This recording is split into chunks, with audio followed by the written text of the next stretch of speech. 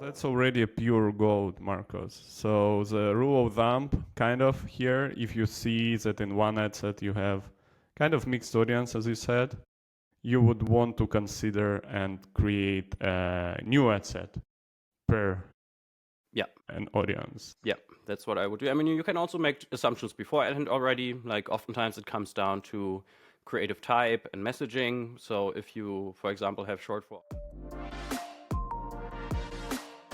Hi everyone, welcome to another episode of Tangent ROI 101. I'm Roman from Tangent, and today I'm joined by the guy for meta ads, Marcos. Hey Marcos, how's it going? Roman, good to be here. Thanks for the invite.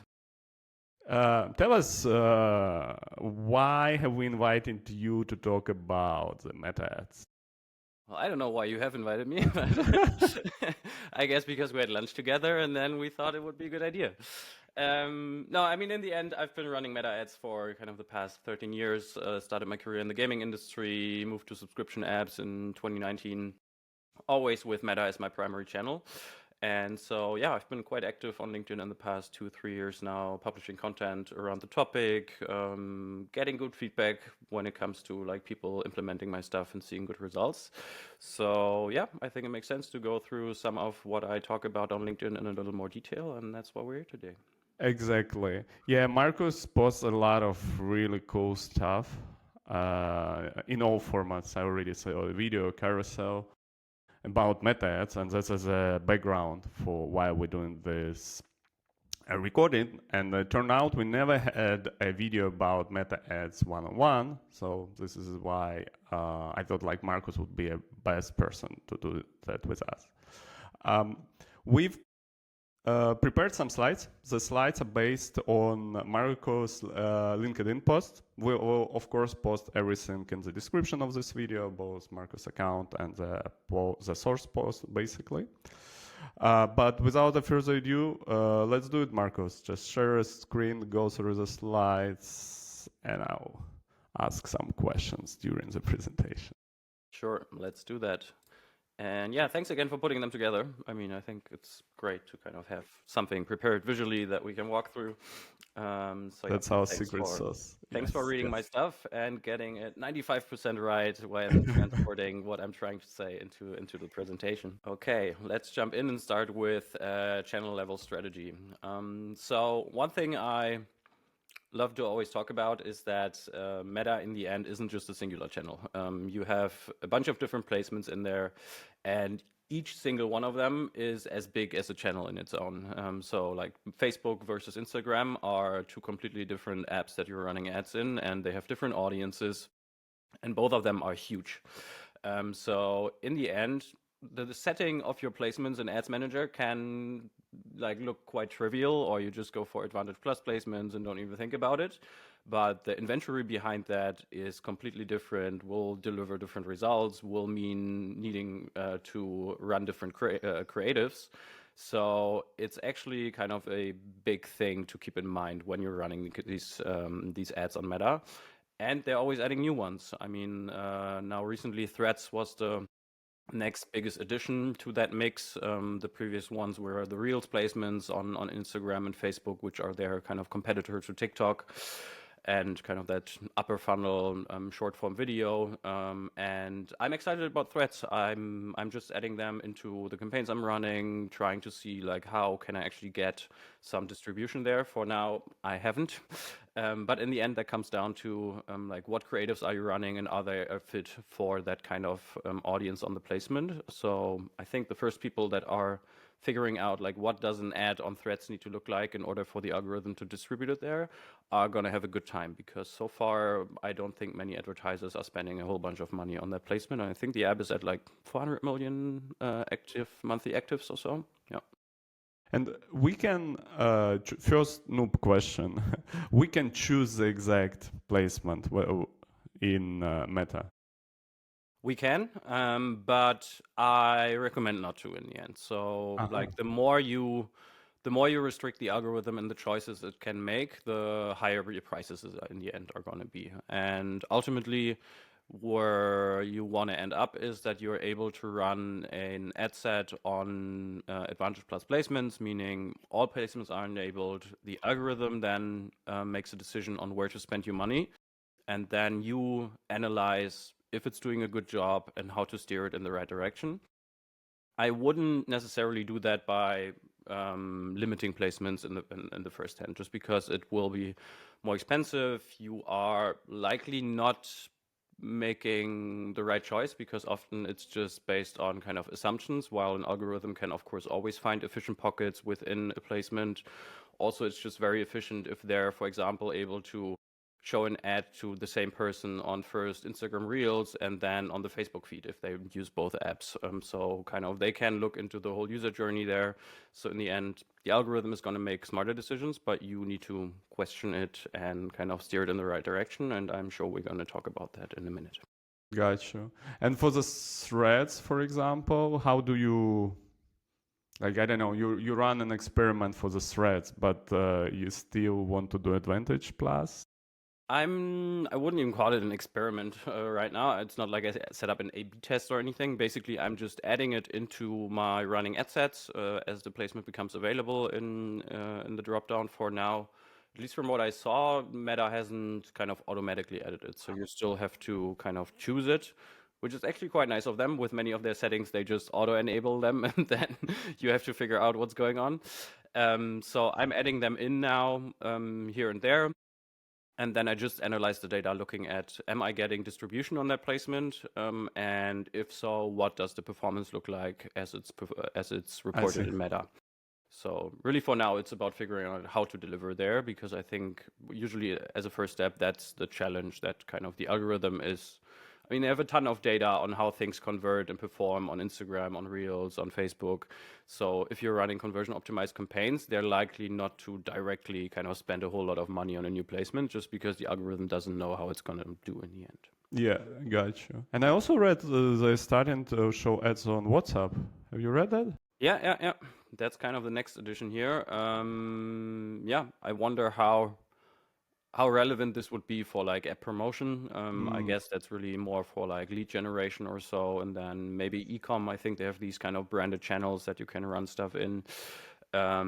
Yeah, but I mean, they're always on the lookout for new placements because they need to show their investors that they can increase kind of ad load and revenues.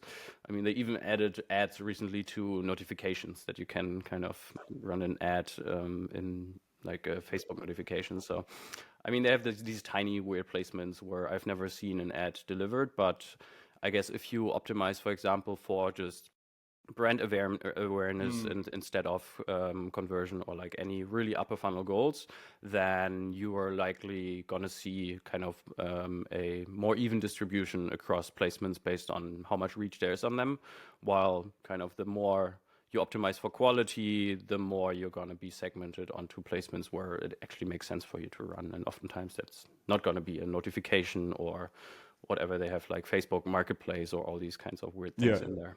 Yeah. Gotcha. Okay, gotcha. I think, yeah, we can go to the next one. Yep. Let's move on. Quality versus quantity. I mean, yeah, we touched on it already. In the end, as kind of there is so much that you can learn about this channel and about like the different placements in it, I always promote that you want to go deep on this channel. And I think it's the same on others. I mean, also on Google Ads, there's a lot of nuance to it, even though you kind of have less settings you can still do. And it's a lot more already automated. Still, you want to get a really good understanding of like where are my ads delivering, how's that performing, and how you in the end verify that algorithms are taking the right decisions for you. So it's, I think, like not the best idea. It seems easy today to set up a campaign just because everything is quite streamlined, as Meta calls it, with Advantage Plus, and you have just a few clicks, they take all the decisions, and then you run the campaign. But in the end, you're likely not going to see like great performance from the get-go. And if you kind of manage 5 channels with a low budget without understanding any single one of them in greater detail, then it's going to be hard for you to scale or even get to profitability in the first place. So I'd say like pick maybe do some like first exploration in the beginning, where you maybe try Google Ads, Meta Ads, other channels, just to see kind of what's the initial performance and if there's anyone that you feel like you want to double down on. But then rather go deep and really invest for a few months, put all your marketing budget there so that you kind of know what you're doing, you're driving sufficient volume to these algorithms and can really learn like how that channel works. And on Meta, that's also going to mean doing that for the different placements, like really try to figure out how you can at least get delivery on Facebook versus Instagram, so that you can figure out like if you can find the right audience for your app on their two biggest placements that there are.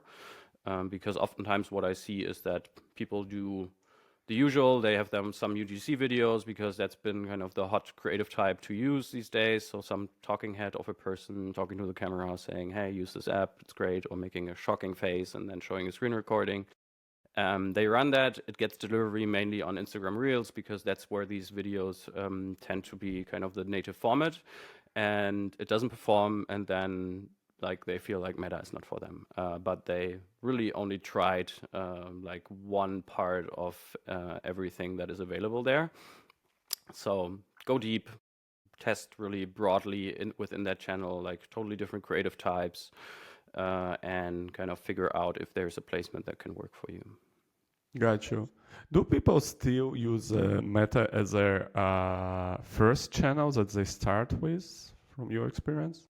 Yeah, from my experience, it's the main one. On iOS, even more so. On Android, Google Ads is a viable option as your first channel, just because they have like strong inventory there. Kind of Play Store search is embedded within that. So if you run Google Ads, you're basically running something like a combination of Apple Search Ads and Meta on the iOS front. So you have Play Store search, you have YouTube for like discovery and video.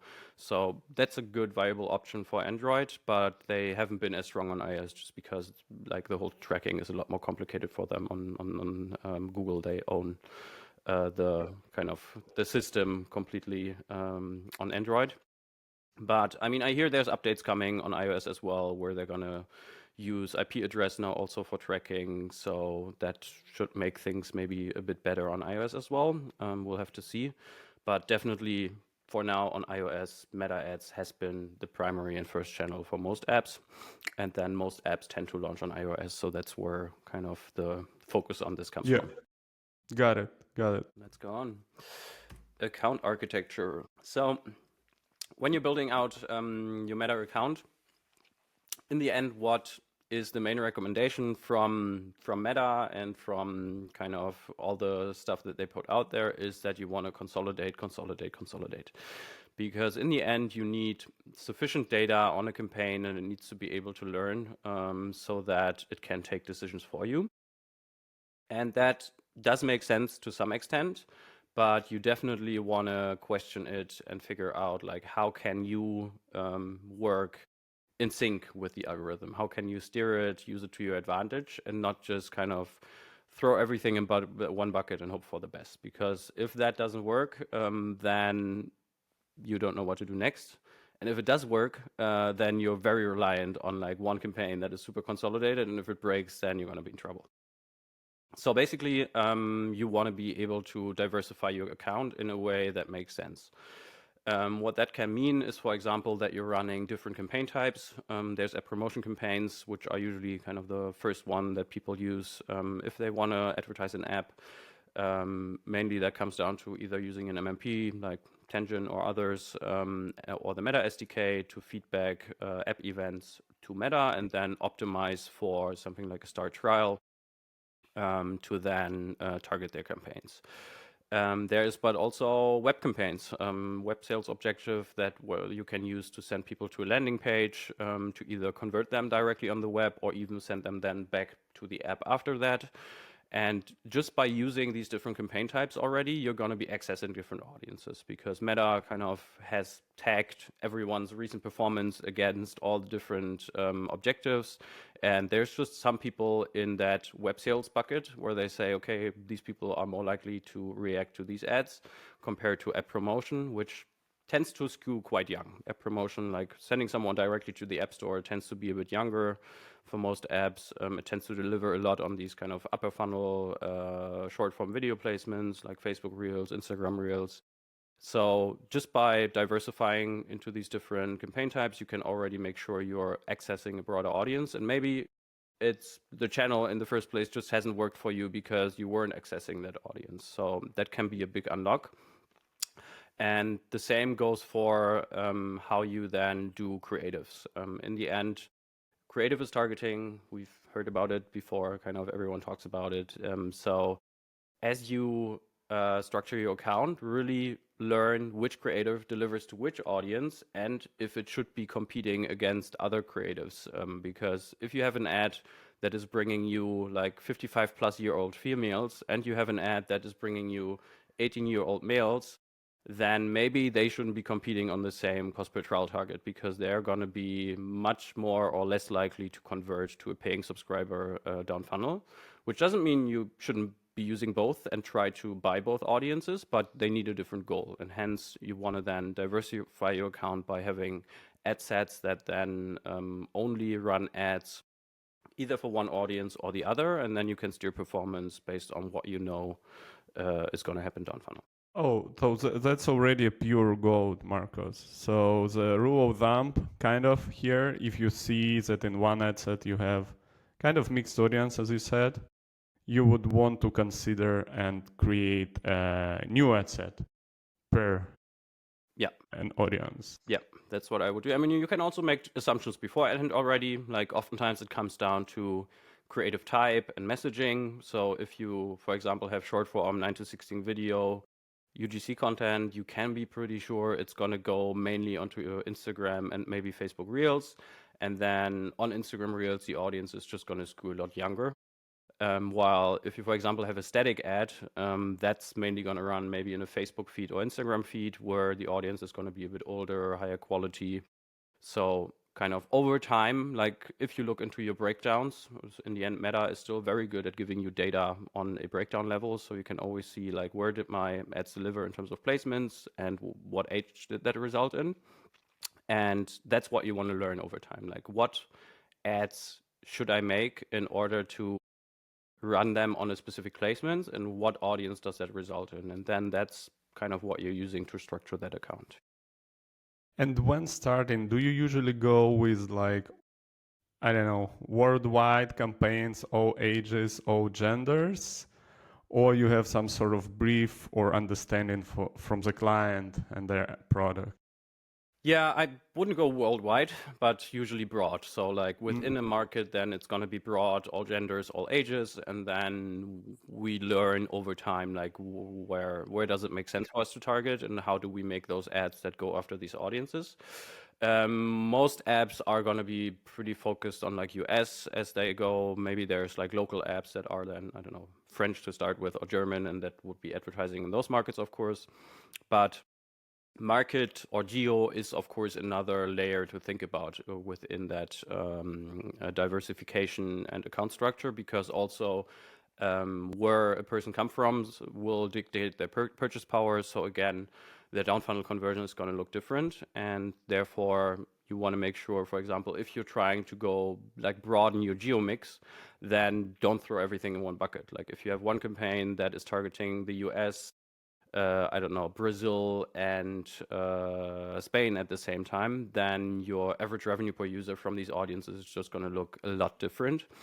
So in the end, again, you want to use campaign structure to then steer into these different markets towards different goals. Got you. Super helpful, Marcus. And last one on here is like creative testing. Always separate that out. In the end, like if you got a new creative, first and foremost, you don't want to mess with your scaled campaign performance. And when you upload a new creative, that resets the learning phase. So don't go there and like upload new creatives into a functioning campaign every week because it's gonna tank performance. And on the other hand, of course, you want to ensure delivery on these creative tests because you want to learn, like, does this work? And then figure out why does it or why doesn't it? So therefore, have a separate creative testing campaign that you upload your new batches to on a weekly, bi-weekly basis, however fast you can produce.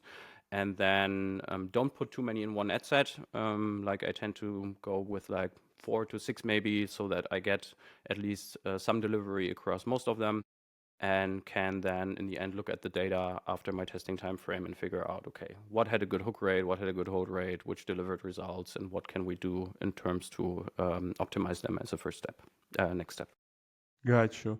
Let's maybe talk also a bit about this learning phase for the campaign. I remember that there is obviously one for an account. So sometimes people really, like in my experience, some people were really hunting for the account with a good learnings. Let me put it like that.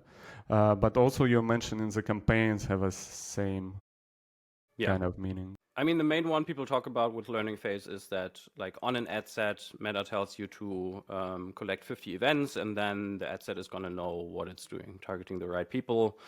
In the end, it's an artificial number. Like the algorithm is always learning, and it will have a better understanding of your audience after 10 events. It's going to have an even better understanding of your audience after 1,000 events. It's not that kind of 50, like there's a magic threshold, and then afterwards everything just works better. It's more like gradual, I would say. But there is a point that, like, if you're not achieving enough conversion events early on, then that's going to be a problem. And I think we even have slides on that. Nice transition. We have this one. I'll go back to the other one after. So performance signals. So signal volume, quality, and the learning phase are all gonna influence the performance in the end.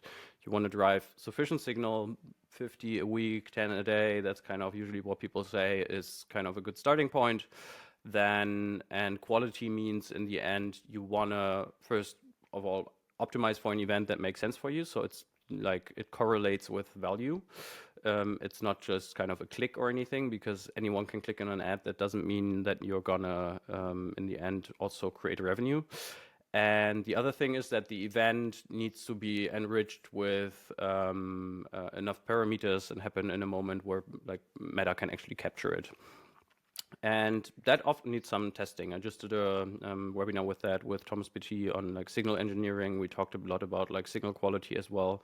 So in the end, I've seen sometimes that Meta was only able to capture 10 to 20% of the conversions that were actually happening. So I could turn on a campaign, see there would be, I don't know, 100 trials happening a day after turning on the campaign, and before there was 0, so I could be sure that's Meta. However, Meta only reported 10 to 20, and that comes down to like how, like when do you trigger that event and how do you trigger it? I've seen differences if you use, for example, automatic logging through the SDK versus custom events, using an MMP versus the SDK. So it makes sense to invest some time there and like figure this out, because once you're at scale, it's going to be a whole lot harder to like challenge your setup. You first of all don't want to interrupt anything, and also as you have more and more traffic, it's going to be hard to find out what's the actual incremental value of a campaign. So early on, I'd say like really kind of do some technical tries there, cross-check with the incremental uplift and figure out like what's my match rate of like the events in the account versus reality. And you want to get that somewhere near of like 70, 80%. That's usually quite good. You're never going to have like a one-to-one match, but you don't want to end up losing half of the signal along the way, because that just means for once you don't know what's working, what's not, because half of the signals are missing, and it might be 30% on one campaign and 70% on the other. And also the algorithm is not going to learn properly if you don't have enough signal flowing through. So signal quality, big topic as you're setting up that account.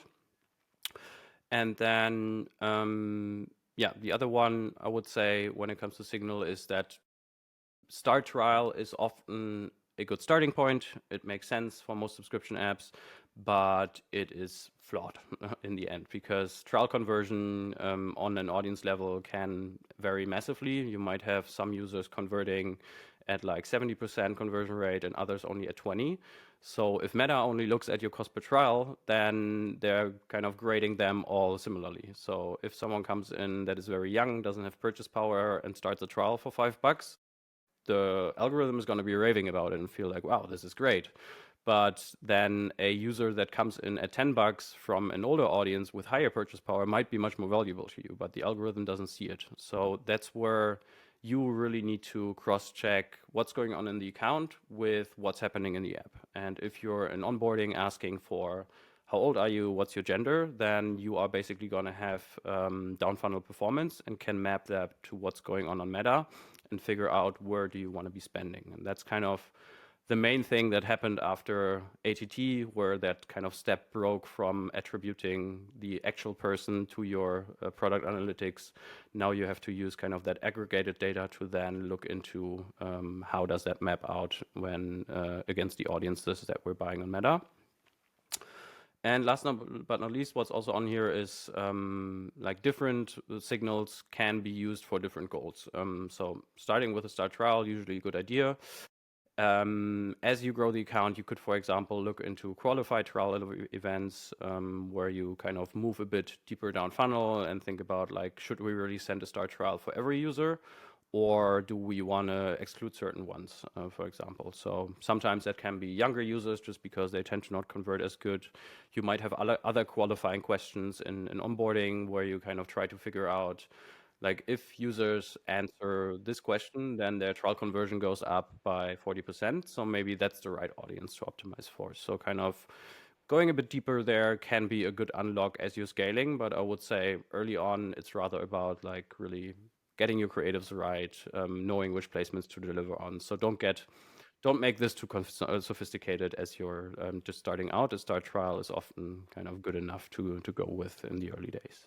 Gotcha. So it should be like early enough and meaningful enough, right? Yeah.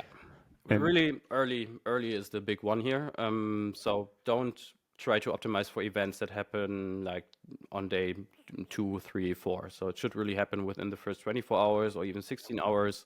So in the end, you want something that happens in first session, not kind of beyond that, because that's going to mean you lose a lot of people. You don't know when they come back for a second session.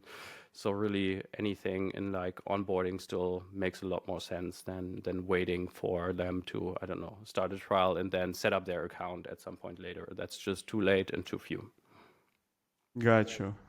Okay. All clear. We should go back. Yeah, I think I covered most of this already as well, but Okay. let's talk a bit about it. Yeah, we mentioned kind of never optimize for upper funnel goals. In the end, like clicks, installs. It's just in the end, Meta is very good at giving you what you ask for, and then there is a lot of people asking for like revenue and for conversion events through app event optimized campaigns. So the ones that are then saying, I'm going to just ask for an install, get the inventory that is left over because it doesn't fit in the other more qualitative bucket. So I haven't seen an install optimized campaign deliver like value in forever. Like as soon as app event optimization was launched, you would have to go with it because otherwise you're just buying the stuff that's left over because it's not app event optimized. I guess that would only drive you installs, right? Yeah. Okay. In the end, you're getting installs and people are dropping off super quickly. No one is even starting a trial, and definitely not converting. So, I mean, there are probably business goals where this makes sense. Like, I don't know, if you're rather monetizing through like ad views, I mean, there's a separate conversion goal for that. So I guess it's also the case there that you need to optimize for ad views and not installs anymore. But also, I don't know, if you have a product that maybe like if you rely on volume in the early days, or I don't know, you want to juice your ratings on the store, then maybe there's a way to like get value out of this, but it's rarely the case. So like move further down the funnel, get closer to a business goal, but keep it within the first session is usually what I'd recommend. Yeah. I mean, like in the good old days, yeah, you wanted to drive so many installs to get to the top of the App Store because there was some traffic there. But it's not in this case anymore. I wonder how much you'd have to spend so that's gonna Oh, happen. a lot. It's probably not gonna be all that profitable these days. Yeah. And then, yeah, as I already said, starting a trial is just a proxy. make sure you understand like who is converting and who is not. Like I've seen people kind of optimizing for very low trial start costs without considering their conversion. Oftentimes that's also a kind of issue I see when people move to TikTok. So they optimize for app events there as well. They see half of the trial start costs compared to Meta on TikTok, but then TikTok is just a lot younger. Their algorithm isn't as mature, so you have to expect lower down funnel conversion and quality. Again, doesn't mean it won't work. Like if you can get kind of, if your conversion is 50% lower, but your costs of acquiring users are 70% lower, then it's a good deal. But be prepared that a $5 CPT on TikTok isn't the same as a $5 CPT on Meta.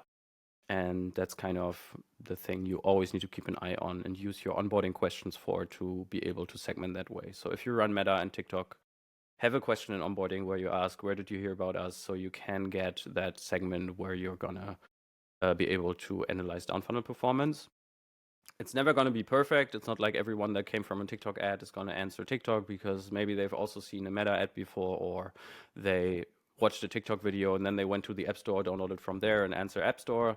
So it's also, again, just a proxy. But if you kind of layer these different data points on top, then you gain a better understanding of how to steer like your user acquisition in a way that's going to be more profitable for you. Makes this question mandatory? It depends. Like I have apps where they're able to skip, but then we don't tell them. So sometimes, like for those people that just click through, like we get some that don't answer at all. The more important thing though is like randomize the answers, because oftentimes for the people that click through, like they just tap, and then it often ends up with like one of the middle ones or so. Yeah. So if you randomize the answers, then you can make sure that you get a more qualitative data input there. But then, yeah, some clients of mine don't force it, others do, but we never make it super obvious if it's not forced, because in the end, I want to have answers there. Okay, smart. And then last one here, yeah, I mean, we talked about conversion events already a lot, so let's rather move on. Targeting. So as we already said, targeting is done by creative these days. You usually target broadly and then let the creative steer you into the direction that you want to go in. And in the end, like if you were around before ATT and maybe even before optimizing for app events, back then an account would be super segmented. You would have 100 campaigns with a ton of ad sets in each one of them, where you would go after, one would target 18 to 24 with a certain interest targeting on top. Another one would do lookalikes. Another one would do the older age group. So it was super segmented, and then you would have goals on each one of them, bidding for a certain CPA from these groups. That thinking doesn't apply anymore at all, but of course, different audiences still have different value, and that's what you need to kind of account for.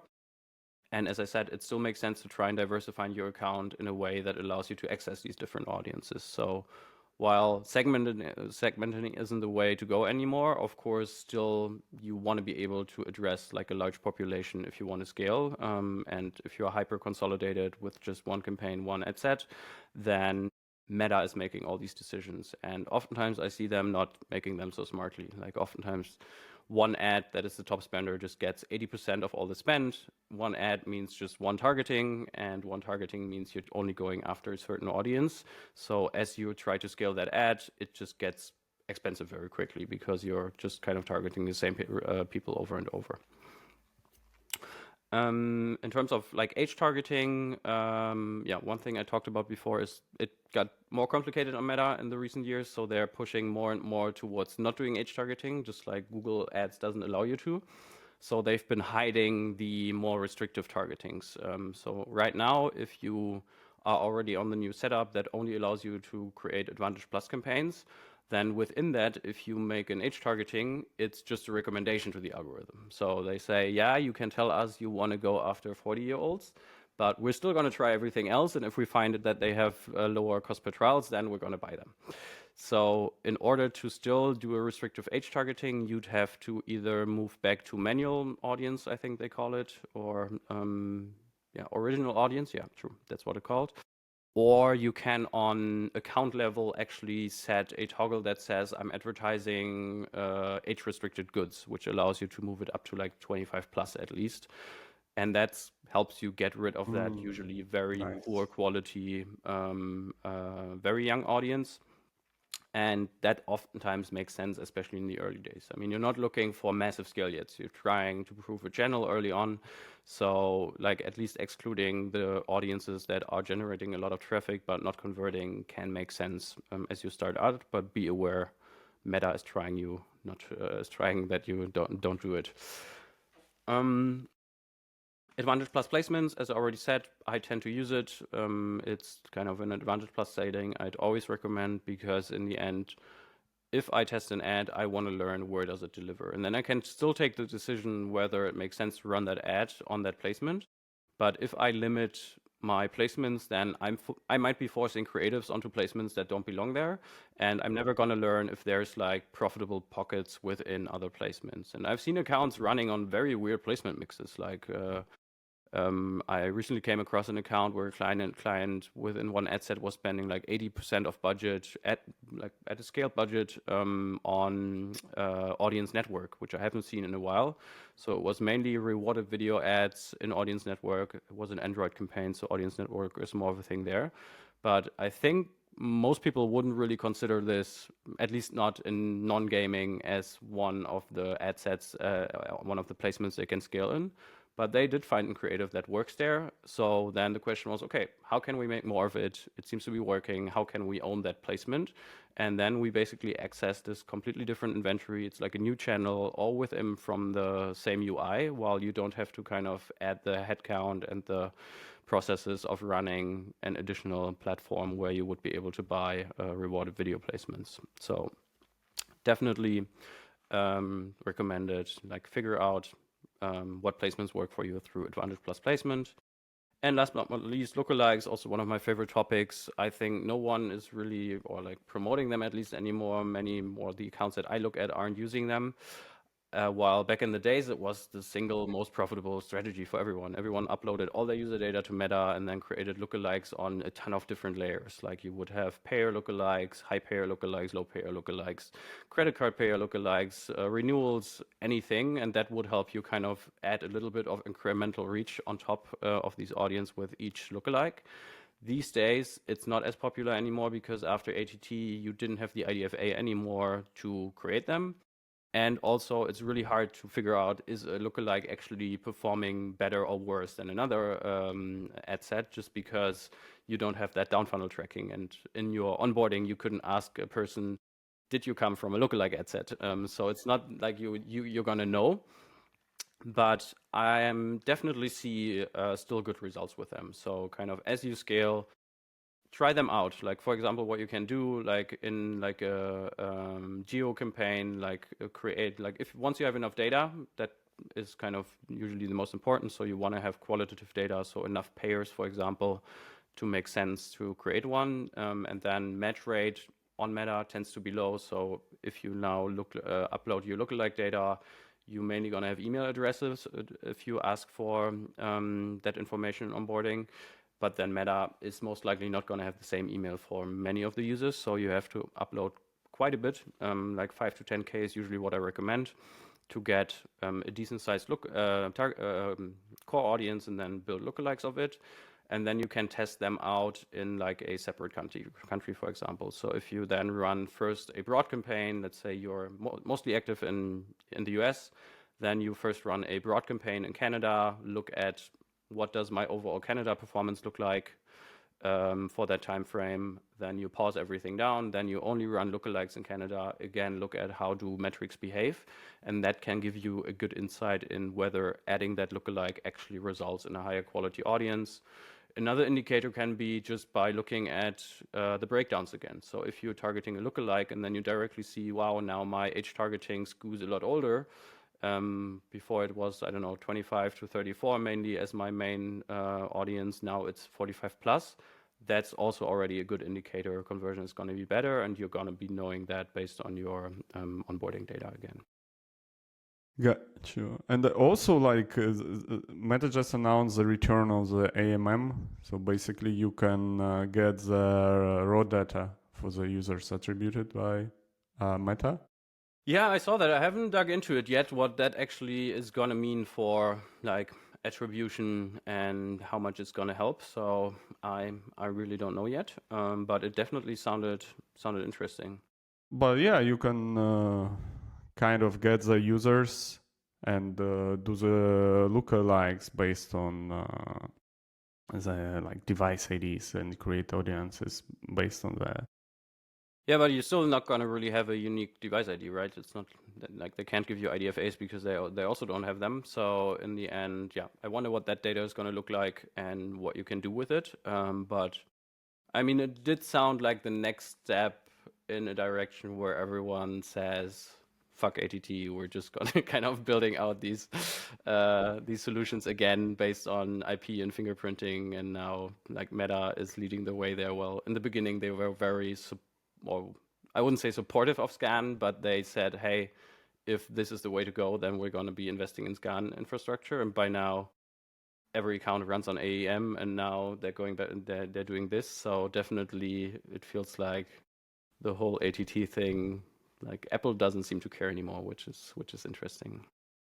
I mean, yeah, let's see the data at Yeah. first. But anyway, good news for advertisers. That's what it sounded like. Yeah, that's for Yeah. sure. Let's talk a little bit about creative strategy towards the end of this. I mean, I'm in the end, the way or like what I usually work on in terms of creative strategy is like the data and the account and like the process behind it. It's not like I'm making videos myself. I mean, I have an actually my first client where I'm in a video, which was an interesting Nice. experience. Congrats. But in the end, I'm not a creator or so. So basically, kind of the main topics I tend to talk about for creative production is that I see a lack of like where people take their inspiration from, a lack of like really looking at native content on these platforms and again placements.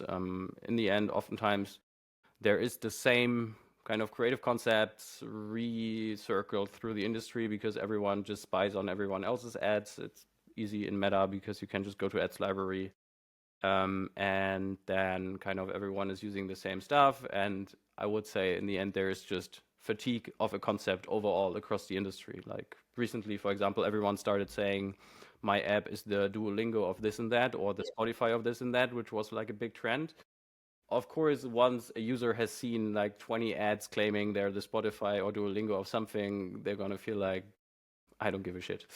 So really like try to not only look at other ads, which is super important. Like if an ad is working for a direct competitor, you can be pretty sure you can make like a similar ad. But look at native content, look at what's going on organically on these channels. What are users posting that are from your audience? What does that look like on a Facebook Reels compared to like the Instagram feed? And how can you kind of tailor your creatives to these formats? Because that's gonna be like the much more or like you're gonna have a lot more inspiration there, and it's gonna be a lot more novel than what you see in other people's ad accounts. And in the end, Meta puts a quality score on ads that's often a bit forgotten. Like everyone thinks about like conversion and their bid, or like if like oftentimes people don't use bids, but then still the kind of auction function is that they're looking at relevance as well as what you're bidding and how well you're converting. And the relevance piece is something you can work on for free. Like it's like if you become more relevant and you have like high quality content that people love to engage with because it fits into their feed, then that's gonna be the thing that really sets you apart. So make sure you don't forget about that. Also, engagement for me, a really important topic that is often a bit under the radar. I often see that kind of ad targeting, especially in the early days of an ad, is like super driven just by engagement. So I mean, in the end, it's what Meta is going to be able to collect on a user level en masse. So it makes sense for them to use that signal to target. So if you see an ad that gets a ton of likes, comments, shares from a certain audience, it's most likely gonna start targeting that audience more and more. And I've seen cases where this just went wrong completely. Like people, in the end, Meta takes any engagement as good engagement, but there is a lot of bad engagement happening as well. So if there is a certain audience that is just hating on you the whole time, saying like you don't get me, this product is shit, I hate this, Meta is going to start targeting them, which is not going to be great for performance. So yeah, kind of like look into that, especially for your top ads. Like it makes sense to dig into the comment section a bit. You can look into like who's liked. What I like to run for at least my 1, 2, 3 top ads is you can even just copy paste from like the Instagram web view into like ChatGPT and ask it kind of around sentiment, have it estimate whether a certain username might be male or female. It's not going to be perfect, but it's going to give you a good idea like how are different people kind of engaging with this and understand like how that is influencing targeting. And it can be very obvious where lots of people just write negative comments and you target the wrong audience. But even in a more subtle way, like if you have a ton of people, even in a positive way, commenting on the ad or engaging with it, but it's not the ideal audience, then that can be a problem over time. I've, for example, seen like accounts shift from something like 80% targeting male and 20% targeting female to kind of flip that over time just because females have been engaging with the ads more. But then from my down funnel performance, I've seen that they're not converting as well. So kind of over time, we've trained the algorithm, hey, these women are engaging, so it goes after them more and more and more. But that drove down performance over time. So then you have to make a tough decision, which is, do I take those ads down because they seem to be attracting more females? Or how can I, in the end, adjust them in a way that also is going to be more resonating with males so that I can get that engagement signal on top of just the conversion signal. And last but not least here, social proof is important for targeting, but also for conversion. So as soon as an ad has a ton of engagements, comments on them, it's going to do just a lot better because it shows people, hey, you need to care about this because this is kind of, it's going viral. It's important. So it's going to stand out in the feed. So make sure that you, for your top performing ads, duplicate them with the post ID. I know Meta in the ad account has this little toggle saying duplicate with social proof or like with engagements or so they frame it. In the end, that only works if you duplicate an ad within the same campaign. As soon as you could duplicate something into a new campaign, then you're going to lose it. And there is ways around. One is through the post ID, which you can access if you kind of open up your ad in the browser, like show with Facebook comments or so it says, and then in the URL, it's going to give you the post ID, and you can use that for kind of recreating new ads with that same social proof. But that's then only going to be on Facebook. The way to also keep Instagram engagement is through the creative ID, and I'm using a tool there called Ad Manage AI, built by 2 guys that know what they're doing, and within that, it's super easy. In the end, any ad you duplicate through Ad Manage AI will always use the creative ID so that social proof is consistent, and over time, that means on one ad, you're going to have the same creative ID in each and every campaign, and social proof just keeps building up, and that's going to become really, really powerful as you grow. Nice. Any questions or? Do you schedule any time to browse through Instagram just to get any sort of inspiration and see how it works, or you use all of the tools? I haven't found like really good tools to look into organic content. Like I'd Yeah, love yeah, yeah, for that's the someone one. to build like an AI agent that kind of sets up, for example, new accounts on TikTok or so, and then starts to tailor it to a certain audience and then look at the content it serves just to learn what's working.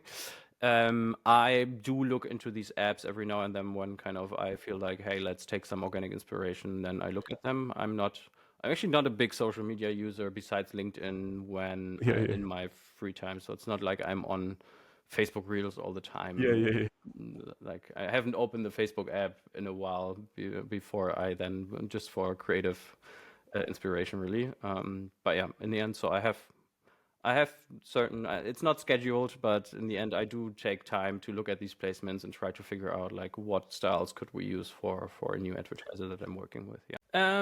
Some more on the creative topic. So besides production, it also comes down to like how you're running your creative tests, how you are making use of the wins that you are generating. One thing I tend to recommend is like don't feel like it's necessary to move a winner into your business as usual scaling structure right away. Like if things are working well right now, you're hitting your targets and you find like a decent winner that's maybe a 5-10% uplift, it looks fine. It might not be worth to kind of mess with your running campaign just to upload that. If it's not like an ad that is totally going to change the game for you because it drove like 30, 40, 50% better results, I mean, that's rare, but it happens, then it's probably not worth it. Like rather keep that ad for when performance goes down, which happens with fatigue, and then you have something in your backlog to upload. Because oftentimes what can happen is like you find a few decent wins in today's batch, you upload everything, and then you don't find anything for the next 3-4 batches, and then at some point there's going to be a shortage. So I'd like to have at least some ads in my backlog that I know I can swap in as soon as things don't look as good at it anymore. Yeah, creative fatigue in the end, to me, just like the learning phase, creative fatigue is kind of a scale. Like, and if you have an ad that performs exceptionally well, it's going to fatigue slower just because if you're like 100% above target and you go to 50% above target, it's still going to be an exceptional working ad. So you're going to have a lot more time until it actually gets to a point where it might be hurting performance. If your ad only starts at decent performance, which maybe is like on target, then it's going to be quicker that it gets to below target. So kind of keep that in mind. It's not like any ad will have fatigued in a certain time frame. I have some kind of winning ads that have been carrying accounts for like over a year and they're still doing well. Yeah, kind of don't rate them all similarly there and say I need to kind of swap them out after a month or so. And it also makes sense to relaunch like ads that have shown fatigue after a while, because in the end, fatigue just means kind of the same people have been seeing the same stuff over and over. So click rates go down, view rates go down on videos, and then it gets less effective. They might not remember anymore within 3 months from now. Also, your audience might have shifted just because the account also learns over time. So, for example, as I said, like if the account now has shifted to a more female targeting than a male one, because that's where the people that have been engaging more and more with ads, then relaunching that ad might already kind of surface it to new users, which again will have higher engagement rates with it. So it's worth keeping the stuff in mind, but of course also always iterating on it. Like if you have a winning ad concept, it should never die. Like in the end, you should always iterate on the hook, the messaging, swap in new styles, kind of figure out how to keep it alive. Because if the whole kind of the ad creative framework is working, then you can be sure it can work for a long time. Yeah. So even like years and years, I've had ads running. Like when I still worked in gaming, like we had like a city building strategy game, and like in the end showing like progress in an ad and like in the end before afters of cities that are big and small. That was kind of the main thing, and we did it in 1,000 different styles and 1,000 different ways with 1,000 different cities, but the whole idea behind it was the same. And we never said, okay, I mean, we tried other stuff, of course, but we never said let's not do that anymore and try something completely different. And the other thing which I learned, like when I worked with ecom clients more, is that I mean, it's kind of clear, but I think app advertisers tend to not think about it that much, is that ads work in sequences. So in the end, in ecom, that thinking is still a lot bigger, where you have like top funnel like ads or campaigns that are like warming up an audience on like an idea and a new product and that they need it. And then you have bottom funnel ads, like, I don't know, aesthetic with like a discount on it that then scoops up all the people that have been sitting on the fence. They viewed like 10 of your videos. They feel like I need it, but it's too expensive. And then they see a discount and they finally convert. But that's how it works everywhere. I mean, most people won't only have seen one ad before they convert into your app as well. So it makes sense to keep that in mind. Like, for example, you can think about like how you can make sure that people actually notice if an ad belongs to the same advertiser. So if you kind of are running your videos with a certain message at scale and lots of people are seeing them, then really think about like, okay, all the people that have seen that video, like what might they need as a next kind of touch point to then maybe decide to finally convert. And you can make sure that basically people recognize that the next ad they're seeing is actually the one from the same advertiser app. So kind of reusing the same creator can help. So if you have like a top performing creator in a video, you could put that same person in a static ad or like do follow-up videos with them. So really kind of get into that thinking a bit. I would say I've seen good success with it, that someone, like if you have a video that has been running for a while and seen by millions of people, then only 2% of them click through. So there's 98% of them that watched it, that have heard about your app, but you're not talking to them directly. And I'm sure there's ways you can do that a little more smartly than just showing them a completely different ad. Gotcha. And one question about the fatigue rate. Is it like automatic? Can you see it? Like, do you receive an alert?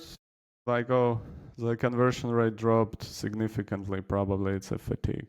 There's actually a reporting on this by now. I'm not sure when it was added, but Meta surfaces a creative fatigue rate.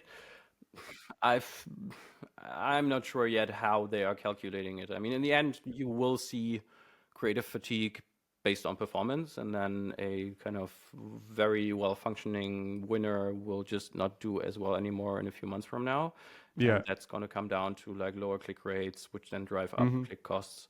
So it's more, I usually look at it through the secondary metrics. Then yeah, Meta has this creative fatigue rate now, but I've seen that, I don't know, like I launch a new ad and then I'm scaling it a little bit, and even just through the time frame of the creative test, it shows that creative fatigue was 2% early on and is now at 30%. I'm like, how did that happen in a week? Not sure how they gather that data or how they kind of calculate it. But yeah, definitely something to keep an eye on, like on your top level dashboards. Just look at kind of click rates of top ads over time, and that is going to be a pretty good indicator. Gotcha. I think, is it, oh, we have an operation. I think that's the last section. That's the last section. Let's do this a little more quickly. We're already in 1 hour. I didn't think I would be talking about this stuff so much. Time flies, of course. But good stuff. I think we had most of this already. I mean, yeah, kind of use all available reporting metrics. Or kind of, I love these breakdowns because they can give you so much more context, and it's never time wasted if you're digging into like a campaign ad for an hour. Like you're gonna learn so much if you figure out like where is this delivering, how does placement correlate with certain age groups, audiences. Hour of day can be really interesting just to look into how they're in the end serving the ads. Sometimes there's just going to be quirks where you have a day where all your budget gets spent very quickly in the early hours, and that's just because the algorithm is kind of doing weird things, has been happening more and more often. Or also that you kind of shift your budget from, I don't know, you used to be 80% on Facebook Reels, and now they're putting everything on Instagram feed. And that stuff you just want to be aware of. So if a campaign tanks, then, I mean, it can be that just performance is bad because you are not doing a good enough job.